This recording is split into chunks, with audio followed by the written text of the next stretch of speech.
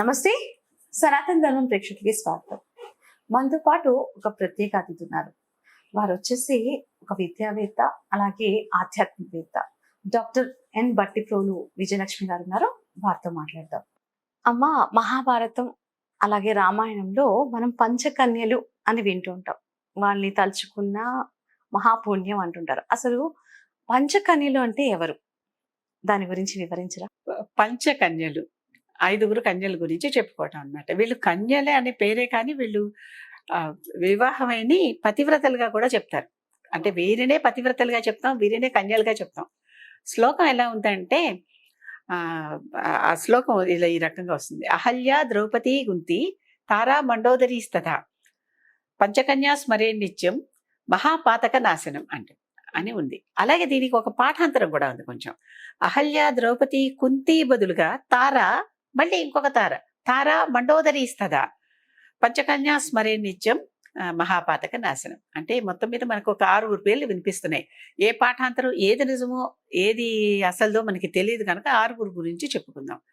ఇది వాళ్ళంత స్మరించినంత మాత్రాన మహాపాతకాలు నశిస్తాయిట. పాపం అంటేనే చాలా గొప్పది, పెద్ద కష్టం, తప్పు చేశామని అర్థం. పాతకం అంటే దానికి మించింది, మహాపాతకం అంటే ఇంకా దాన్ని మించింది. అది కనుక ఇవి ఇంత మహాపాతకాలు వాళ్ళని స్మరిస్తే చాలు నాశనం అవుతాయి. వీళ్ళు ఏంటంటే వీళ్ళ 6 కూడా వివాహాలు అయినాయి, సంతానం కూడా ఉంటుంది. అయినప్పటికీ కన్యలే. అంటే వాళ్ళు పుట్టేటప్పుడే అటువంటి వరాలతో పుడతారు. మధ్యలో కానీ తర్వాత కానీ అలాంటి వరాలు వచ్చాయి వారికి. ఆ వరాలు రావటం వల్ల మొట్టమొదటిది అహల్య. అహల్య అంటే ఎవరు? గౌతమ ఋషి భార్య, ఈ శతానందుడు తల్లి. రామాయణంలో మనకి ఈ పాత్ర బాగా కనిపిస్తుంది. అహల్యని తాకంగా రాముడు పాదం సొకంగానే ఆవిడ చక్కటి మళ్ళీ ఆ దుమ్ము ధూళి రాయి రప్ప అలా పూసుకున్న ఉన్నదంతా పోయి మళ్ళీ ఆవిడ చక్కటి సౌందర్య రాశి అయిన స్త్రీ అయింది అని చెప్పుకుంటాం. ఈ అహల్య ఈ పతివ్రత అని చెప్తున్నాం. కానీ ఈ అహల్యకే రకరకాల రామాయణాల్లో ఉన్న రకరకాల కథల ప్రకారం అసలు ఒక కథ మెయిన్ గానే కనిపిస్తుంది, వాల్మీకంలోనే కనిపిస్తుంది. ఇంద్రుడు వచ్చి అహల్యని మధ్యరాత్రిలో, అంటే గౌతముడేమో నదీ స్నానానికి వెళితే నది అంటే కొక్కరకోని పోస్తాడు బయట నుంచి ఇంద్రుడు దొంగకోడి రూపంలో. తెల్లారింది అనుకుని ఇంద్రుడు వెళ్తాడు, గౌతముడు వెళ్తాడు. గౌతముడు వెళ్ళంగానే ఇంద్రుడు వస్తాడు. ఇంద్రుడు వచ్చినప్పుడు అప్పుడు ఈ రకంగా వీళ్ళిద్దరు భర్త అంటే భర్త కాదు అని తెలిసి కూడా అహల్య తప్పు చేసింది అక్కడ.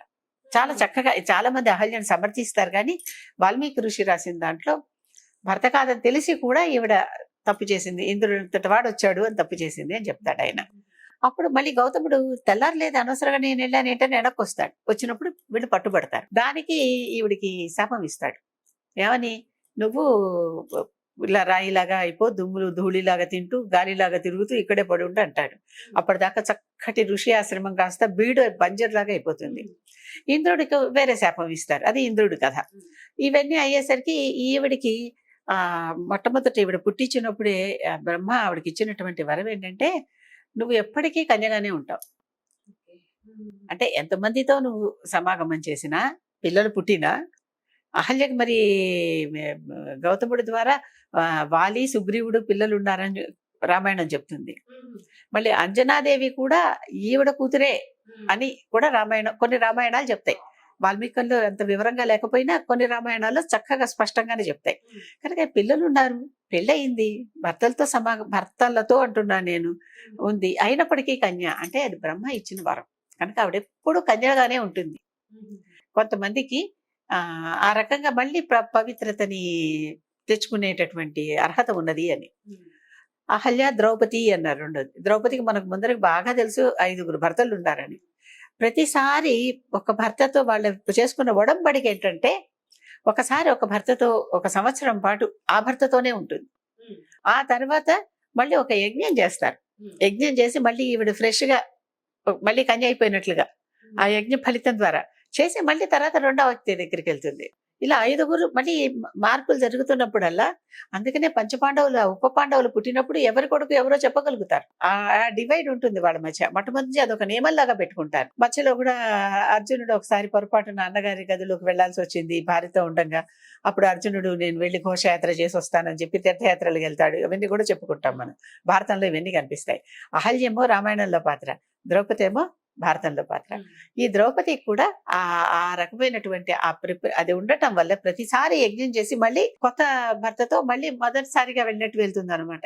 కనుక ఆవిడ కూడా కన్యాత్వం ఎప్పటికీ పోదు అని. పైగా ఆవిడ మామూలుగా పుట్టినటువంటి అహల్యేమో బ్రహ్మ మానస పుత్రిక, ఈవిడేమో యజ్ఞకుండంలో నుంచి వచ్చినటువంటి గొప్ప స్త్రీ.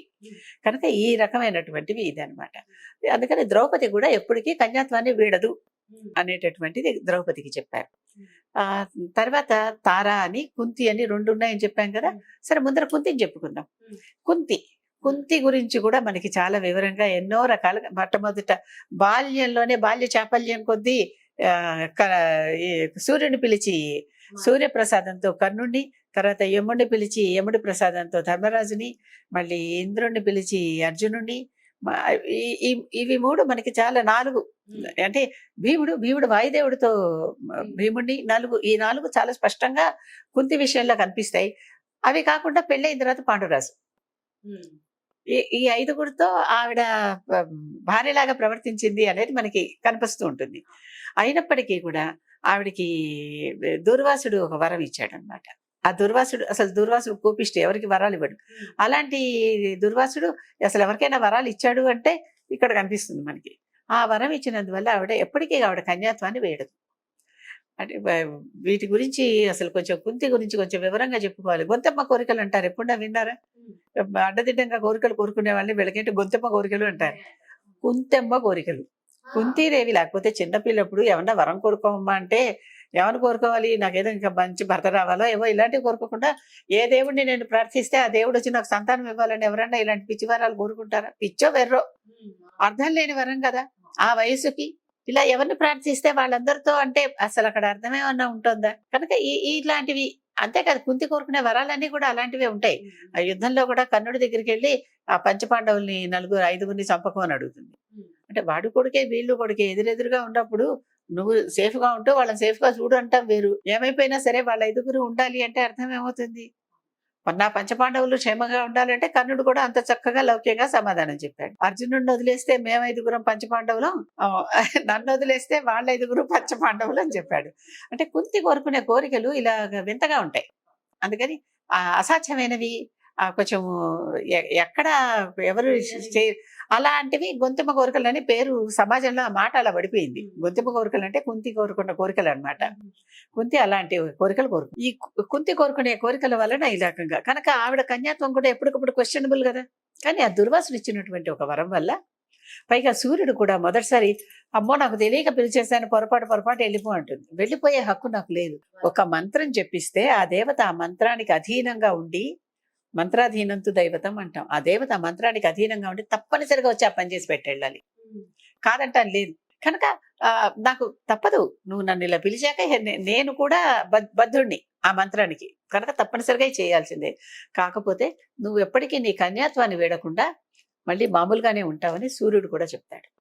చెప్పి ఈవిడికి నీ కొడుకుకి నేను సహజ కవచ కుండలాలు ఇస్తాను, వాడిని నేను రక్షిస్తాను, కానీ తప్పదు, నువ్వు నన్ను అందుకోసం అని పిలిచాక అది తప్పదు అని సూర్యుడు చెప్తాడు. అక్కడ చెప్పాక అప్పుడు ఈవిడ ఒప్పుకుంటుంది. తప్పనిసరి ఇంకా there is no other option. అలా అయిపోతుంది ఆవిడకి.